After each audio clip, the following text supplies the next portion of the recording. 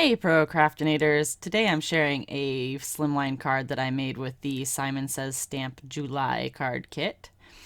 Now this is actually the first Slimline greeting card I've made. Well, I guess on video. I kind of made a Slimline card for my dad for Father's Day, but it was very basic. It wasn't worth sharing.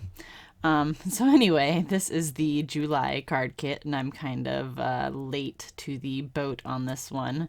My kit came like the 1st or 2nd of July. It was a little on the late side this month compared to what they've been coming at. So I am stamping this in Gina K amalgam ink, and my ink pad is getting very dry. I have a re-inker on order. Hopefully it will get here soon because I love this ink and it's getting dry. It's bad. So anyway, I had to stamp this like 3 or 4 times. I cut some of them out. Yeah. So I'm going to be Copic coloring this. I am just stamping the banner for the plane here so I can get it positioned right. And then we are going to start some Copic coloring. Now I did not show all the coloring for this. I am rather slow with my coloring, so it would have taken forever if I would have shown it all. So I'm going to start with this clock tower, I guess. That's what I'm going to call it.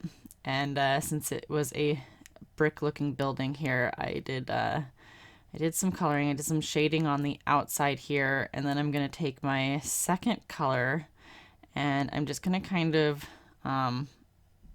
dab it in just in random spots. I started on the brickwork, or the little bricks that are on, drawn in, and then I'm just gonna dab it in randomly in other little spots here, as you can see. And I'm just gonna kind of make it look blotchy, and it's gonna look like a hot mess here for a minute.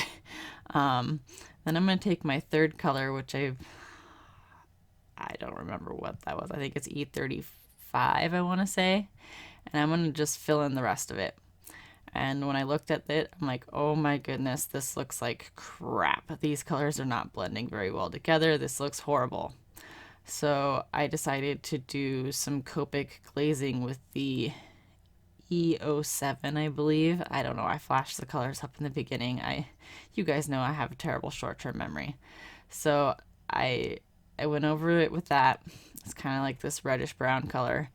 And that just kind of blended it all in together, and it looked a lot better. It kind of looked like brick to me, and that's just kind of what it looked like. It fixed it anyway. So that's how I fixed that hot mess. But it turned out exactly like I wanted it to look. It kind of had some variation in color, but it kind of had this reddish brown look, and that's exactly what I wanted it to look like. So then I'm going to move on to the roof, and I think I used similar colors that I used in there. I honestly, I just sat down to have fun and color this. I really didn't. I was terrible at writing down my colors, to be honest. So some of the colors I have, some of them I don't. It's just, it is what it is. So I will pop up the colors that I know that I have, because I showed some of them to the camera, even though I cut it out, but because this was kind of dark and I had to do some editing to make it look right. I'm using my top-down camera. I just kind of put it on a mount and put it off to the side here. I'm trying some new things out, so bear with me. I'm going to have to work on some lighting issues that I'm having with now that I'm using a different camera. So anyways, so I will pop up the colors that I did happen to catch on camera, and some of them I just plain forgot to show the camera. So it is what it is. And a lot of times I will write it down, but I was being lazy. I was just wanting to color and have some fun, and so I missed out on some of the colors. So I'm just going to color a couple of these. I believe I colored the clock tower. Well, I colored all of them on camera, but I'm only showing a couple of them. I colored this one on camera, and then I think I'm just going to color a couple of the trees, and we're going to call it a day on for the coloring. Because like I said, I didn't want to take up a bunch of the video. Well, I didn't want to make it really long and take up a bunch of the video with the coloring, because it's pretty simple coloring. It's nothing fancy. Well, not that I do a whole lot of fancy Copic coloring anyway. But anyway, so we're just gonna finish up. Yeah, see, just gonna do the trees, and then we're gonna we're going to finish up here. Then we're going to move on to the rest of the card because I did do other stuff with the card besides coloring. I did cut this this piece out. Well, I cut out all the images with my scan and cut. The only thing that I will advise you on as far as that goes is the sun in this set is a circle, and then it has separate rays. The first time I tried to cut it out, I wasn't thinking about that, and the machine did eat my sun. So the second time I cut it out, I got smarter and I drew some pencil. Well, I didn't color it the first time, or the second time I cut it out, I didn't color it. I just drew pencil lines from the circle to the rays and just connected them and then let it cut it out. Then I erased my pencil lines and then I colored my sun. So I will give you that little pointer just in case you were not aware of that. So here I am using a Trinity Stamps die, the Wonky Stitched Wilderness set or something like that. I popped it up on the screen. This is why I pop things up on the screen, because I can't remember anything. So it comes with this this mountain die, and it is it's got 3 mountains on it, and I just continuously, I cut it and then I line the die up and cut it again, line the die up and cut it again, so it's all one big strip. And then I took the Wonky stitched rectangle that I'm using for my card panel, and I cut the mountains with that. So not only would the wonky stitches on my rectangle panel match up, but also so that it was all the same size. You'll see here in well, I guess after I do my ink blending, you'll see how it all matches up and everything. So I wanted this panel to have a sunset, and I wanted the sunset to be not normal colors, I guess. So I'm going to start off here with carved pumpkin, and then we're going to lay down some other colors. I'm not going all the way to the bottom. The carved pumpkin is going to be my bottom color, but I flipped it over because it's easier to ink blend this way than it is to ink blend the other way for me. So I'm not going all the way down to the bottom because the mountains will cover that part up. So like I said, starting off with carved pumpkin here, just going to lay down some color. This is on Bristol Smooth cardstock. And then we're going to bring in, well, I'm going to wipe down my mat first so I don't contaminate my next color because it is light color. We're going to bring in that speckled egg, that new distress color, and this came in the kit. And we're going to lay this down. Now this reacted weird. I've never seen the distress inks do this before.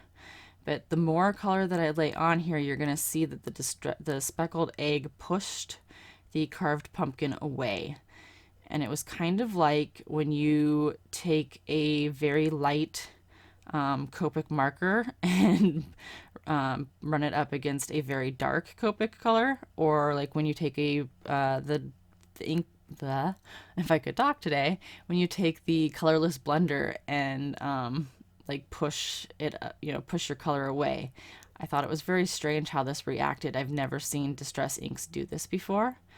I mean, I know that Bristol Smooth, the inks sit on there longer and they're easier to move, but I have never seen the color get pushed like that. I mean, look how I'm blending the carved pumpkin back into the speckled egg. Like, it blends that way, but if I go the other way with the speckled egg up against the carved pumpkin, it just pushed it away. See, you'll see it do it again. See? So I thought that was very weird. It was a very strange reaction. I've never seen distress inks do that before. So I thought that was very weird. And it didn't quite give me the color that because I've never used the speckled egg before, so it wasn't really quite the color that I wanted. So I went ahead and just put the peacock feathers over it because I was looking for a little bit darker color. But we will go back in with the speckled egg, and I will use that how it pushed it away to my advantage later, but we will get back to that. So I'm going to do the peacock feathers over top because I did kind of want it to be a darker color. And then we will go in, once I get done with this, I'm going to blend a little bit in between those two colors because I did not like quite how that worked out either. I'm just going to do a little bit of blending, smooth that out. And then I'm going to go in with chipped sapphire as my top color.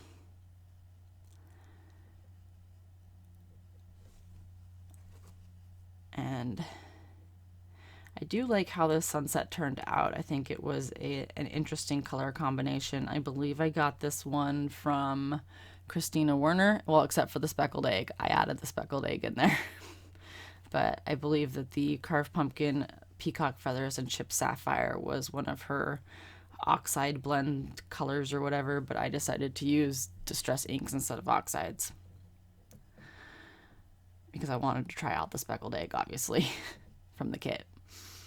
So we're just going to blend that out, and then I'm going to go back in with the speckled egg and go right in between the peacock feathers and the carved pumpkin, because I decided that the carved pumpkin was an awfully big area. Even though my mountains are going to cover up a lot of it, I felt like the carved pumpkin was still kind of a big area, and I wanted a little bit more of a transition between the peacock feathers and the carved pumpkin. So I thought maybe I could kind of just add the lighter speckled egg in between the two. So I'm just pushing that, because I know now that it pushes it away, I'm just pushing that carved pumpkin down a little bit further and then blending it out. And then I'm going to take some water and spray that on there. Now what I didn't show in the video is that I actually kind of got a little heavy-handed with the water here. I didn't like how much I removed, because Bristol, it does remove awfully quick. You know, you can remove too much because it just sits on the ink sit on top. If I could talk, geez. So I did actually take my the leftover ink on my brushes and go back over those spots to make it so they weren't so white, but I didn't want to have you guys watch more ink blending. So here I am taking the Cosmic Shimmer, what is that stuff called? The Cosmic Shimmer Opal Blaze Polish. And I'm putting it on the top of these mountain tops from the Trinity die set that I was using, the Slimline Wonky Wilderness stitched dies, or whatever they were called. The mountains come with these little tops. So I'm just putting the Cosmic Shimmer opal stuff on top of them, and then I'm going to glue the tops on top of the mountains. And that way it looks more like snow, because it's going to glisten like snow in the sun. I also put it on top of the sun and on the clouds, because, you know, all things have to shimmer. And I don't know why the shimmer did not show up very well in the video today. Usually I can get the shimmer to show up, but it didn't show up today. Or I guess the day that I filmed this, because this was not today. Not the day that I'm doing the voiceover, at least. So then I am putting the mountains on here, and as you could see, the stitches on the mountains, because I cut that with the same die that I cut the rectangle from. After I'd cut the mountains out, I cut it with the same rectangle die. The stitches in the mountains now line up with the stitches in the rectangle. Once I get the mountains lined up properly, that is, they will line up. And then we're going to take that cityscape and lay that right on top of the mountains, and I'm going to put those single mountains in the spots that I feel like are missing something. Like I feel like they need a little extra. That's why I cut out those little single mountains from the kit. So we're just going to tuck those in a few little spots.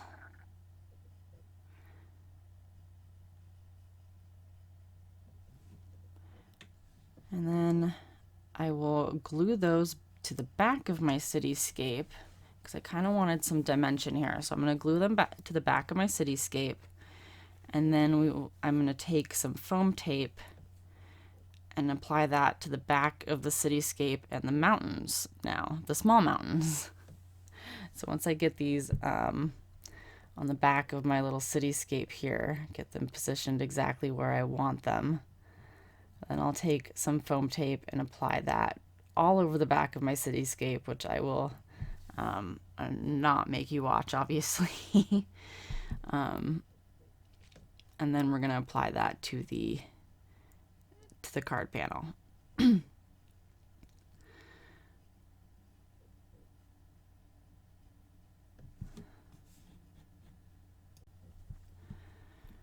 And I was so bummed after the fact. It was too late. I noticed that I applied this, the cityscape on crooked.